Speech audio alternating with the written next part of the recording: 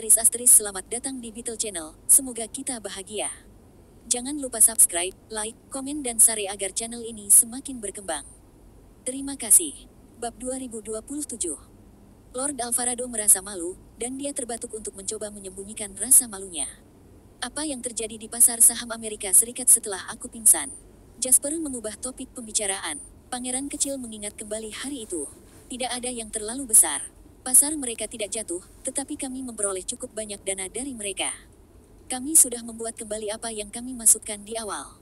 Kamu memutuskan apa yang ingin kamu lakukan selanjutnya.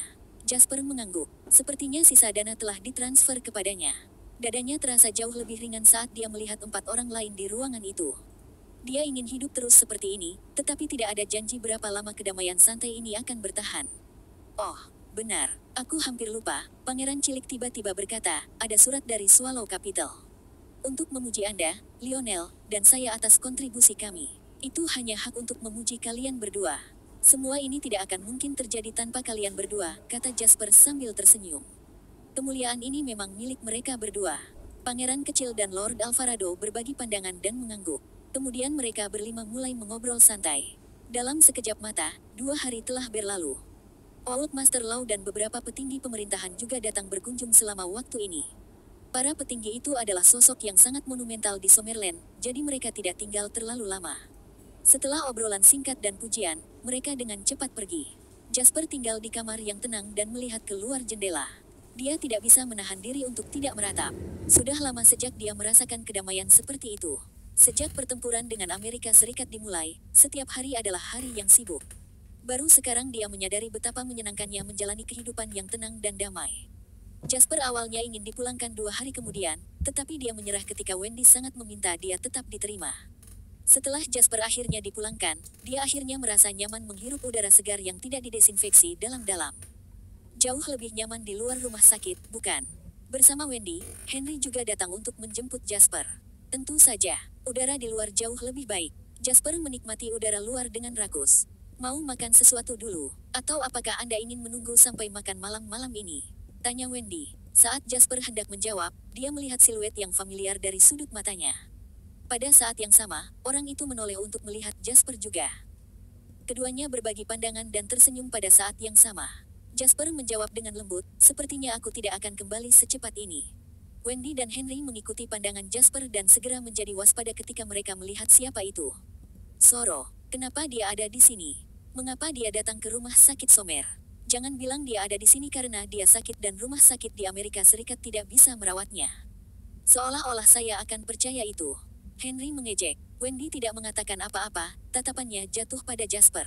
Apakah kamu akan pergi? Tanya Wendy. Jasper tersenyum dan meregangkan tubuh.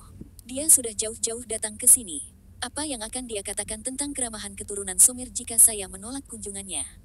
Henry mengangkat bahu dan melihat sekeliling. Hati-hati, kalau dia datang dengan persiapan. Hubungan kami dengannya tidak pernah bersahabat, tetaplah berhati-hati. Jasper mengerti apa yang ingin dikatakan Henry, tetapi dia juga percaya bahwa Soros datang ke sini sendirian. Pada saat Henry menghentikan mobil di pintu masuk rumah sakit dan mereka bertiga turun, Soros telah berjalan mendekat. Ketika Jasper dan Soros saling berhadapan, aura mereka saling berbenturan. Fakta bahwa mereka adalah rival terlihat jelas di setiap pertemuan mereka. Lama tidak bertemu, Tuan Lain. Soros tersenyum, mengulurkan tangannya ke Jasper. Jasper juga tersenyum dan mengulurkan tangannya juga. Benar, Soros. Ada pepatah yang mengatakan, hari-hari terasa seperti bertahun-tahun tanpamu. Saya tidak berpikir saya dapat mengingat berapa tahun sudah di antara kami. Keduanya menarik kembali tangan mereka setelah ini. Itu adalah jabat tangan yang normal, namun Wendy dan Henry merasa gugup di samping Jasper.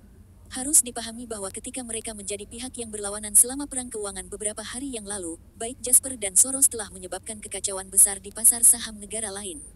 Fakta bahwa mereka masih bisa tersenyum dan berjabat tangan saat ini adalah sebuah keajaiban. Saya mendengar bahwa Anda pingsan hari itu, tetapi saya tidak dapat mengetahui di rumah sakit mana Anda dirawat. Saya baru tahu hari ini, tetapi Anda diberhentikan tepat ketika saya datang mengunjungi Anda. Bagaimana perasaanmu? Lebih baik? Soros bertanya. Jasper tersenyum dan mengangguk. Memang, saya seperti baru, sehat seperti kuda.